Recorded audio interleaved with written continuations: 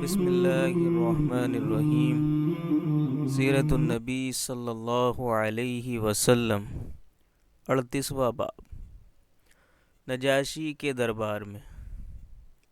اس کے بعد رسول اللہ صلی اللہ علیہ وسلم اور تمام مسلمانوں نے کعبے کا طواف شروع کیا۔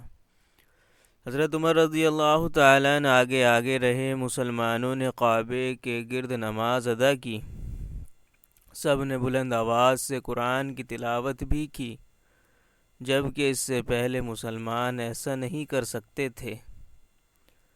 اب تمام قریش نے مل کر نبی کریم صلی اللہ علیہ وسلم کو قتل کرنے کا فیصلہ کیا۔ انہوں نے حضور صلی اللہ علیہ وسلم کے خاندان والوں سے کہا، تم ہم میں سے دگنا خون بہا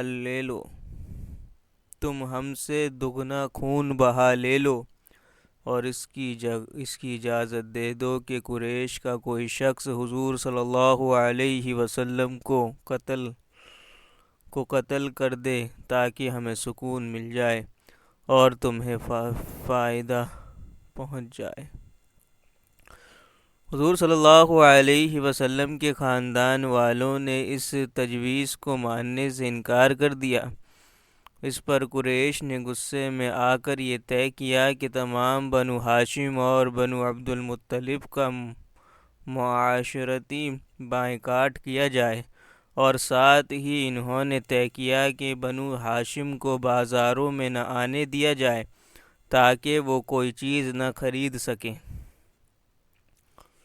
ان سے شادی بیاہ نہ کیا جائے اور نہ ان کے لیے کوئی صلح قبول کی جائے، ان کے معاملے میں کوئی نرم دلی نہ اختیار کی جائے، یعنی ان پر کچھ بھی گزرے ان کے لیے دل میں رحم کا جذبہ پیدا نہ ہونے دیا جائے، اور یہ بائیکاٹ اس وقت تک جاری رہنا چاہیے جب تک کہ بنی ہاشم کے لوگ حضور صلی اللہ علیہ وسلم کو قتل کرنے کے لیے قریش کے حوالے نہ کر دیں۔ قریش نے اس معاہدے کی باقاعدہ تحریر لکھی، اس پر پوری طرح عمل کرانے اور اس کا احترام کرانے کے لیے اس کو کعبے میں لٹکا دیا۔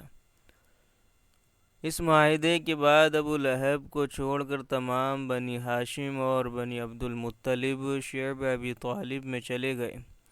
یہ مکہ سے باہر ایک گھاٹی تھی جو ابو لہب چونکہ قریش کا پکا طرفدار تھا اور آپ صلی اللہ علیہ وسلم کا بدترین دشمن بھی تھا، اس لیے اسے گھاٹی میں جانے پر مجبور نہ کیا گیا۔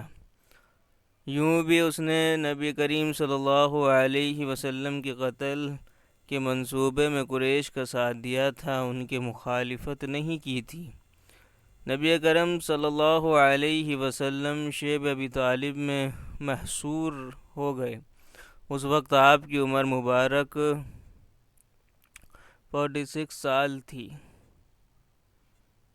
46 سال تھی۔ بخاری میں ہے کہ اس گھاٹی میں مسلمانوں نے بہت مشکل اور سخت وقت گزارا۔ قریش کے بائیکاٹ کی وجہ سے انہیں کھانے پینے کی کوئی چیز نہیں ملتی تھی، سب لوگ بھوک سے بے حال رہتے تھے، یہاں تک کہ انہوں نے گھاس پھوس اور درختوں کے پتے کھا کر یہ دن گزارے۔ جب بھی مکہ میں باہر سے کوئی قافلہ آتا تو یہ مجبور اور بے کس حضرات وہاں پہنچ جاتے تاکہ ان سے کھانے پینے کی چیزیں خرید لیں، لیکن ساتھ ہی ابو لہب وہاں پہنچ جاتا اور کہتا، لوگو، محمد کے ساتھی اگر تم سے کچھ خریدنا چاہیں تو اس چیز کے دام اس قدر بڑھا دو کہ یہ تم سے کچھ خرید نہ سکیں۔ تم لوگ میری حیثیت اور ذمہ داری کو اچھی طرح جانتے ہو۔ چنانچہ وہ تاجر اپنے مال کی قیمت بہت زیادہ بڑھا چڑھا کر بتاتے اور حضرات ناکام ہو کر گھاٹی میں لوٹ آتے۔ وہاں اپنے بچوں کو بھوک اور پیاس سے بلکتا تڑپتا دیکھتے تو آنکھوں میں آنسو آ جاتے۔ ادھر بچے انہیں خالی ہاتھ دیکھ کر اور زیادہ رونے لگتے۔ ابو لہب ان تاجروں سے سارا مال خود خرید لیتا۔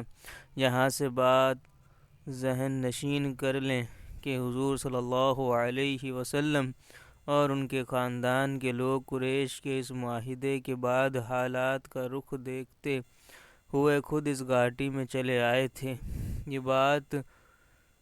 یہ بات نہیں کہ قریش مکہ نے انہیں گرفتار کر کے وہاں قید کر دیا تھا۔ اس بائیکاٹ کے دوران بہت سے مسلمان ہجرت کر کے حبشہ چلے گئے۔ یہ حبشہ کی طرف دوسری ہجرت تھی۔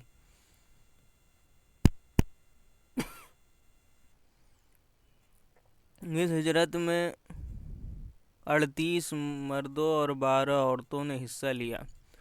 ان لوگوں میں حضرت جعفر بن ابی طالب رضی اللہ تعالیٰ عنہ اور ان کی بیوی اسماء بنت امیس رضی اللہ تعالیٰ عنہ بھی تھیں۔ ان میں مقداد بن اسود رضی اللہ تعالیٰ عنہ، عبداللہ بن مسعود رضی اللہ تعالیٰ عنہ، عبید اللہ بن جہش اور اس کی بیوی ام حبیبہ بنت ابو سفیان رضی اللہ تعالیٰ عنہ بھی تھیں۔